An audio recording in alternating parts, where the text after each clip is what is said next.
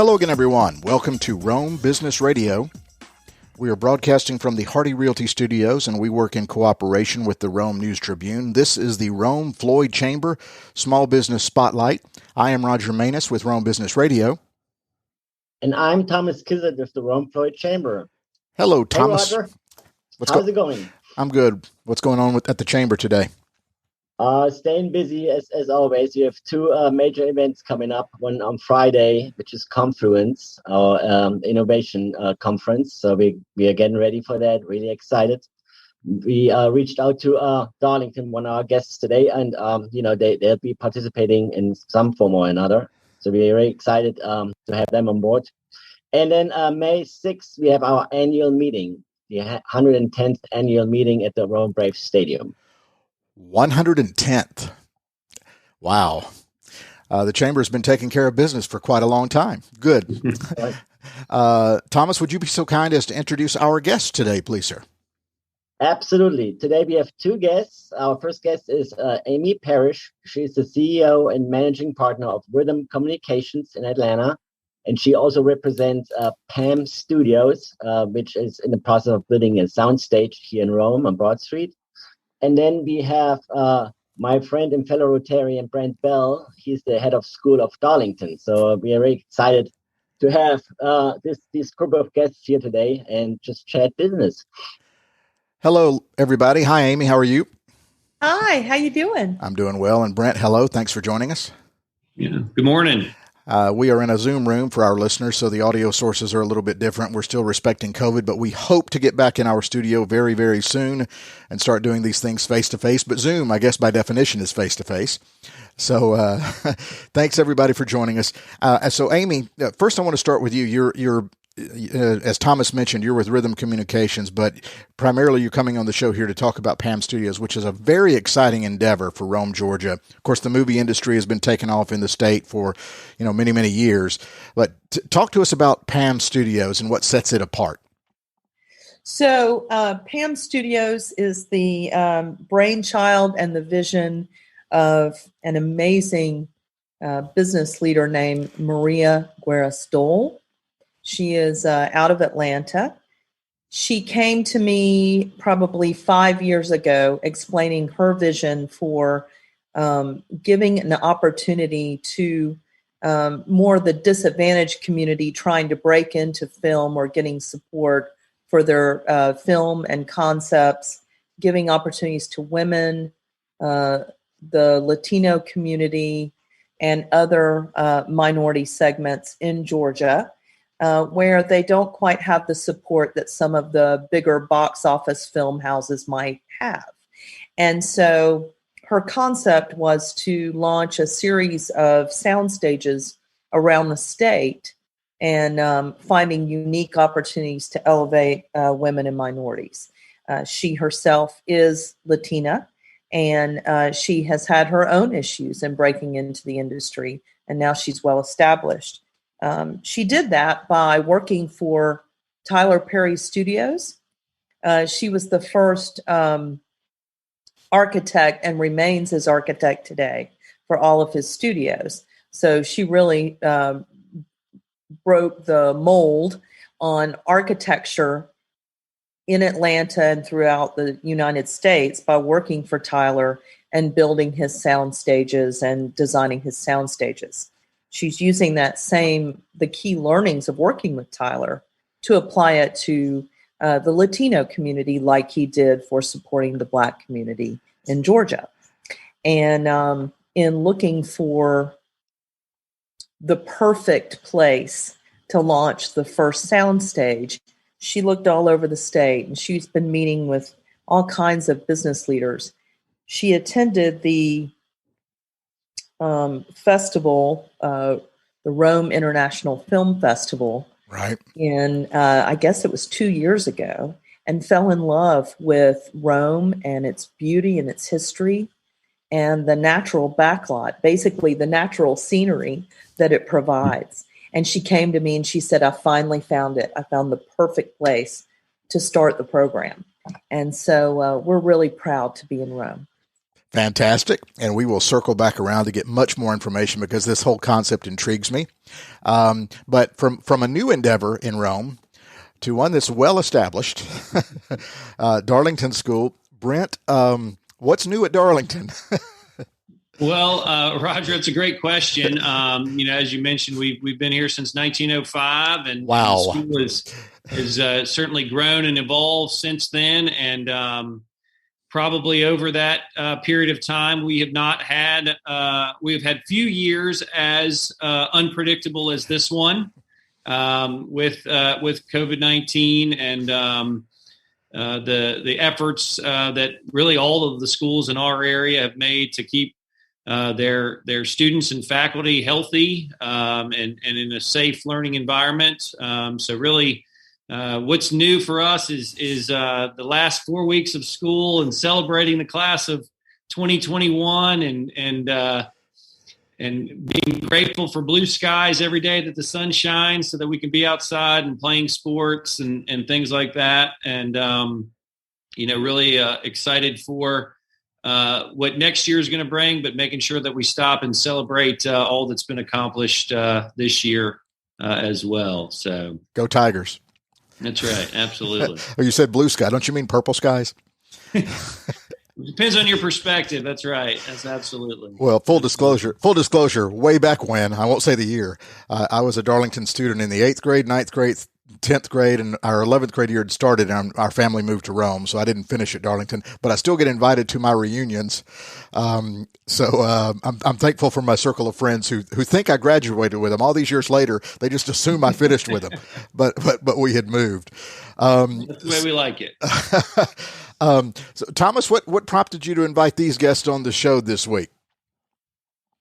Well, PAM Studios just recently announced their groundbreaking or their remodel of a well-established historic building on Broad Street.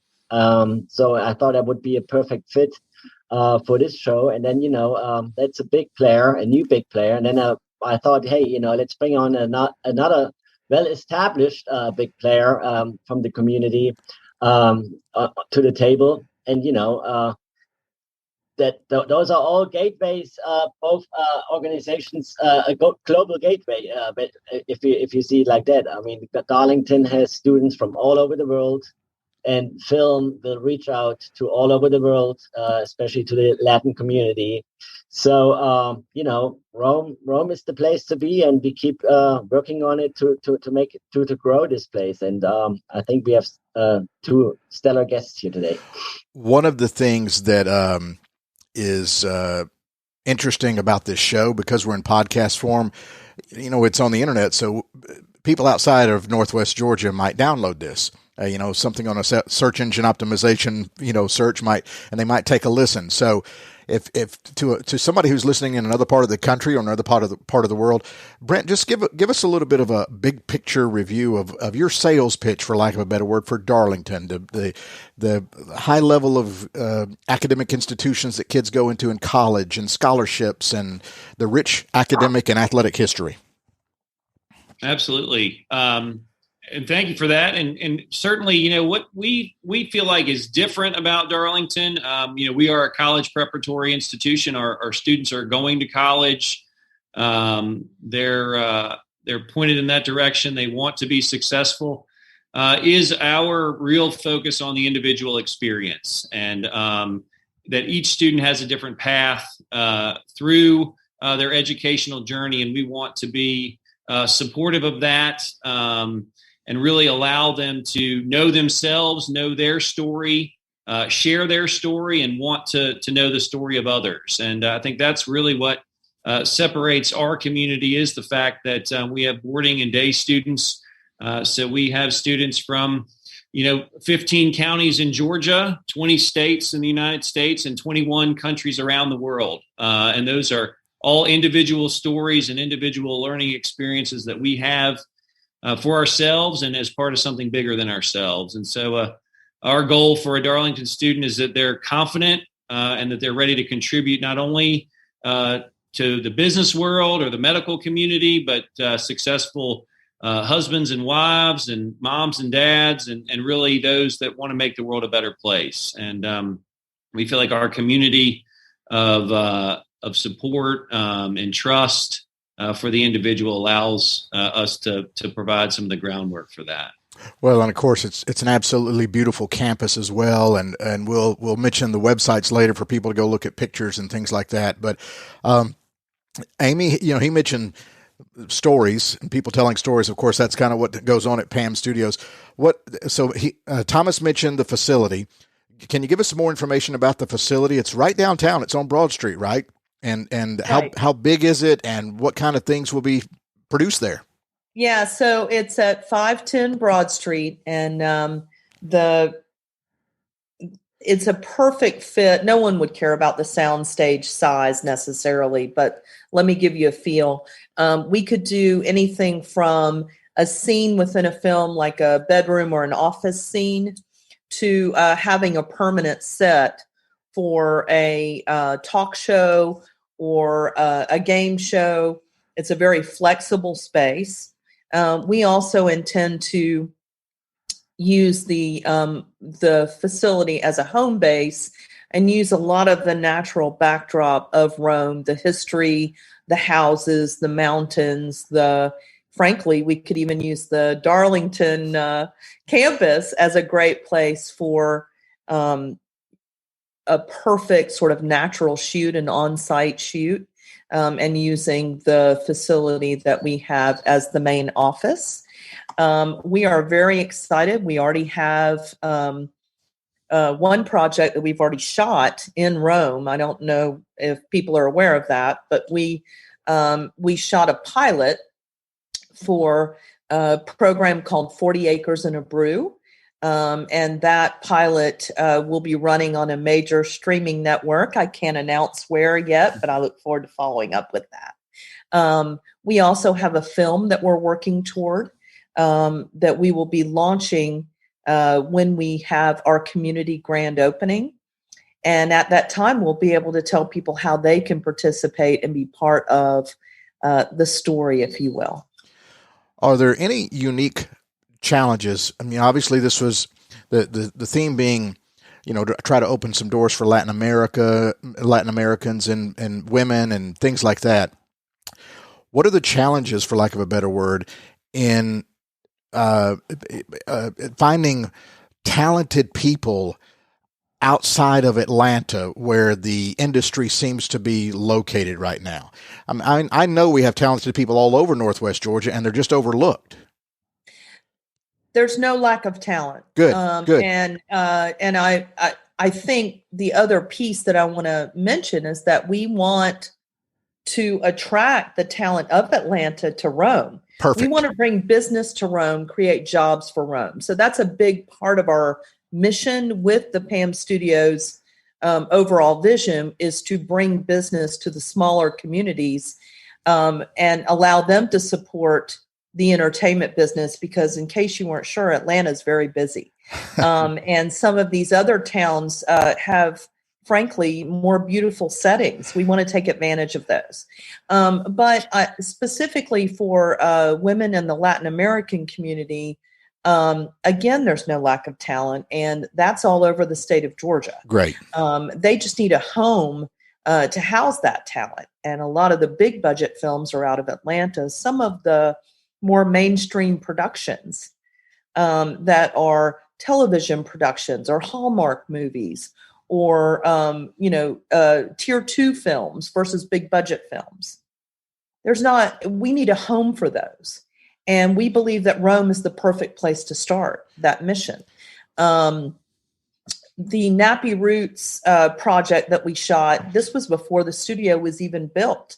And the people of Rome were amazing. They helped us with everything from where to shoot the film to, providing catering and dry cleaning and hairstyles. We used the talent of Rome to support the entire project to build the pilot. So it brings business to the existing businesses, not just bringing new business in or new talent in, using the gifts you have in your own community.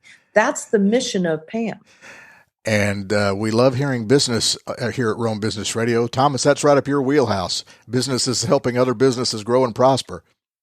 That's right. I mean, that's a great summary there. And we want to grow internally and externally. And PAM Studios, Maria told me one time, she wants to create that halo effect. And that's when you include all your, community leaders and community businesses and bring them all to one table and, connect each other and do business with each other. So it's not just the natural, beautiful setting.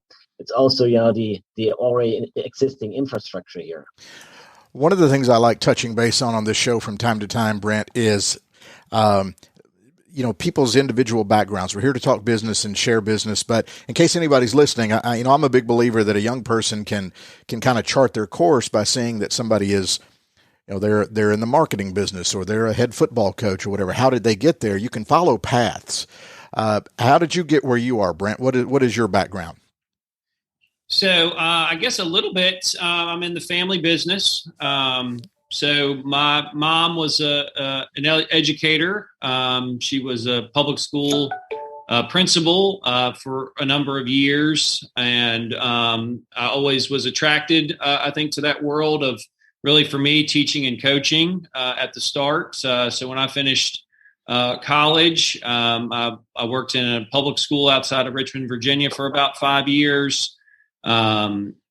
Went back to do some graduate work, and through that experience was introduced to independent schools and, of course, the private school world, if you will, and became attracted to this idea of having a seat at the table, a little bit more intimate table, I guess, than a large public school system, and ended up at a boarding school in Virginia for 8 years, Woodbury Forest School. My children were born there. My wife worked there for a time, and we just really were taken with the idea of independent schools and the distinct mission that independent schools have, and the idea that you're financially self-sustaining, and how do you make that work in your community. And from there, 7 years ago, I guess 8 years ago, my journey sort of took me to Rome and to Darlington. It was in some ways a natural progression for me. I'd worked in a boarding school. I'd worked in a day school. Darlington had both, and I was ready to try my hand at being a head of school. And they liked me here. And it's interesting in this sort of conversation, certainly Rome was part of the attraction for that. And the idea that both, I thought, Darlington and Rome had this interesting combination of tradition and ambition. And I think that, Amy was just speaking to that. So I'm sitting here in this conversation, and I'm thinking about those ideas, and I'm thinking about, boy, before we were hit with COVID, we were talking about our summer programs and what is going on in Georgia, and where can a niche be? What about film camps? And suddenly, so I'm here, and Pam is here, and I'm, getting interested in the mind is sort of churning kind of outside of the planned conversation, about what that can look like when we've got a little bit of a return to normalcy, where, students could come in for the summer that are passionate about learning this industry, or really it's the new creative writing to me. If you think about it, there's so many creative outlets that students have now. If we look at the positives of TikTok, and we look at writing songs instead of just writing stories, and a movie script instead of a short story, and things like that. So, how are we making sure that we're relevant and we're providing that ambition for those students? So I felt like Darlington was a place that wanted to continue to explore that, and not just be, this is the way we've always done it. And it was exciting to me. And I had been in some schools where they'd always done it this way, and we're not really interested in doing it any other way. And I've been in some schools that were maybe a little faddish, if you will, and chasing everything. And I felt like there was a good combination here. And it was sort of time to try my hand at kind of at being a head of school. So, well, Amy, I am no marketing person, but I think he coined a bumper sticker or something in there, or a sign for when you enter town, where tradition meets ambition, or something to that effect. Oh, I love it. I was thinking, boy, that's a if Rome's marketing department is not jumping on that, they should, and give him credit, because that was fantastic. I did want to also mention that we would be delighted to host your film camp. So Awesome. If we need to meet offline, that's what these shows are about, is collaboration and finding ways to elevate the community. And what I would say is that we're looking for students that we want to groom and grow here. Mm-hmm. One of the things that PAM is all about is partnering with the local colleges. You have 6 colleges within driving distance of Rome, small and large. And we want to take advantage of that. But to be able to partner with Darlington would be absolutely awesome. So if you're serious about that, I'm gonna hit you up on it. Great. So. Look at us, Thomas. Look at us, Thomas. We're getting deals done and not even saying anything. Yeah, it's just happening. It's perfect. It's perfect. An old saying that tourism claim is, Rome is where the rivers meet and the mountains begin, and that fits perfectly with tradition and ambition. We have the confluence, and when ambition meets tradition, that means success. So here we go. So I think that's a great analogy. Well, and I would just add, in terms of the chamber, we're really grateful that the chamber includes our students in things like Confluence. I think those are opportunities that you get going to a place like Darlington because we are where we are located, and that's a real part of that community connection where we're not too big or too busy for. A major organization like the chamber to see that a middle school student or a high school student can really add some value to their programming, and not just within like kind of high school leadership programs, but those real world learning experiences for students where, you can't put a grade on standing up in front of a group of people that you don't know and presenting your idea. Or somebody coming up to you afterwards and saying, well, that was really interesting. Tell me more about this. There's only so much recreation of those sorts of things that you can do. So we're really grateful for that willingness to engage, the students in this community, and not just ours, but students from all over Rome and Floyd County. Well, and one of the things I'm also intrigued by that Amy mentioned was perhaps using Darlington maybe as a little bit of a set one day with some beauty shots out there. Well, it's interesting. I'm just sitting here thinking, and for some reason, this shows how old I am.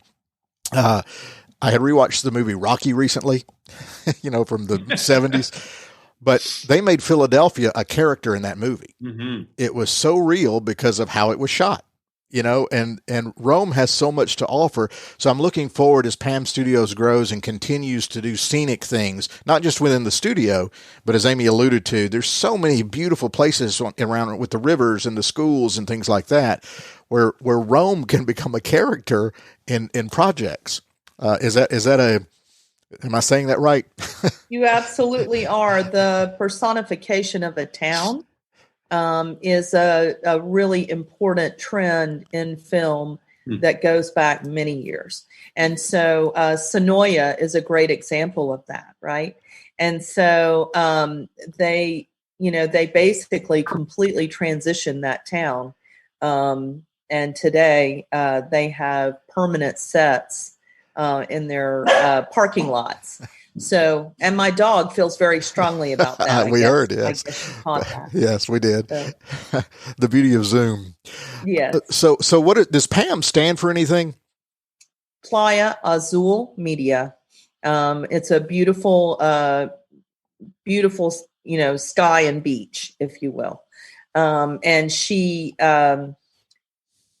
sees this as the natural beauty being elevated in film. So it's Playa Azul Media Studios.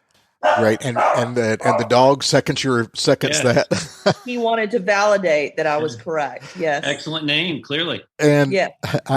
I know, Amy, you have to jump off here in just a moment, but kind of the final question for you.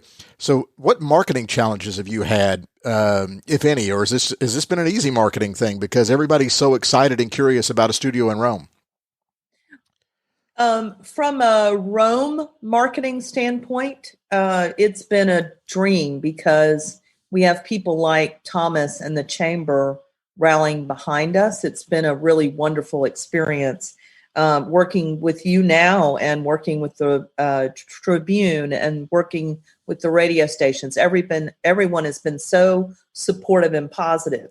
I think the mission of PAM and getting sort of the state comfortable with a different way of looking at things was a bit of a challenge. But once it took on hold, we're actually being marketed to by other towns.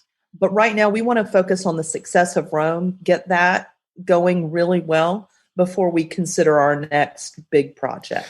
And so we want to have the town fully booked, and maybe even consider a second sound stage before we expand.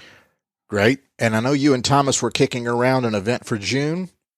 Perhaps yes, can we touch on that? End of June type of event. I can't give a specific date yet because I need to hear back on the construction. But what we want to do is invite the community out to take a tour, better understand what we're doing in the facility, what we're doing in the town, introduce a project or two that the community can actually be a part of. And if people want to know more about PAM, because I know you need to jump off, is there a website or contact information? Yes, it's pamstudiosllc.com. All right. PAMstudiosllc.com. I know you need to go. We'll go a few more minutes here with Brent. So thank you so much, Amy, for joining us. Thank you for your time. Thank you. It was an honor, and my dog, Bo, enjoyed it as well. Thanks, Bo. Have a good day. Amy. Thank you. All right. And so, Brent, what are some of the challenges does Darlington just kind of market itself because of word of mouth? While I'm in marketing frame of mind here, since this is a business show, what do you do with marketing? That's a great question. So word of mouth is by far our most important and significant marketing plan, if you will. But even within that, I think it's important, that you're fostering those relationships and that people have a good understanding of your school. Obviously, for us, the biggest challenge is just the ways that people come to think about Darlington as an educational opportunity for their family. So you're talking about marketing to families of 3-year-olds, and you're talking about marketing to families that live in Brazil or Germany or Sweden or, things of that nature. So the internet has changed marketing for us a lot, certainly, particularly for students in the older grades, using our website to tell our story, to make sure that it expresses, the differentiation in the experience. We like to say that, being 100% you is being 100% Darlington. And so in terms of a marketing campaign that we've pushing on social media and things like that, you hopefully will see some 100% Darlington kind of advertising, if you will, but really it's hopefully storytelling. Because I think that's the key for us is just to continue to tell our story and the opportunities that are presented with attendance at Darlington. And haven't you guys also recently launched your own podcast? We have. Yeah. We have. We've launched a Darlington Connects podcast, and that's I think that as we come out of the pandemic. One of the things that we always want to do is take a little time to reflect on some of those adjustments that you've made and what has worked and maybe what you can carry forward versus the things you never really want to have to do again. And I think connecting with our community over Zoom, or in our case, we're a Google school, so we use Google Meet. And in other formats has been a real positive. We've been able to have, alumni calls with people from Singapore and Rome, and their classmates, or they were they were in school together here in the early 70s and hadn't, been able to really connect because of obviously those schedules and things of that nature. So the podcast was kind of born out of that chance to tell stories and student interest. And we dabbled with some different things. But we're giving this a go, and we're 3 episodes in, and it's been fun so far. Well, and last couple of questions here for you. This is way off the beaten track, but when I was reading your bio, your title is head of school. Yes. What has that changed in the industry? There used to be presidents and headmasters. I know I'm old, but what was the thinking behind those job title changes? Sure, absolutely. So it has changed in the industry. I think some of the title changes is a little bit obvious. So the term headmaster came from the idea that you were the master teacher of the institution, and the role is so different now. When you think about, a lot of the time of the head of school is spent on budgets and facilities, external operations of the school, whether that's friend raising and fundraising and things like that. That it wasn't the traditional title from the sort of English British system didn't fit anymore. And then I think it took on a bit too much of a male dominant context as well. And so as the industry, like a PAM Studios, which is a great example of really being positive in the diversification of opportunity, wanted to make, being the president or the headmaster more appealing to female educators.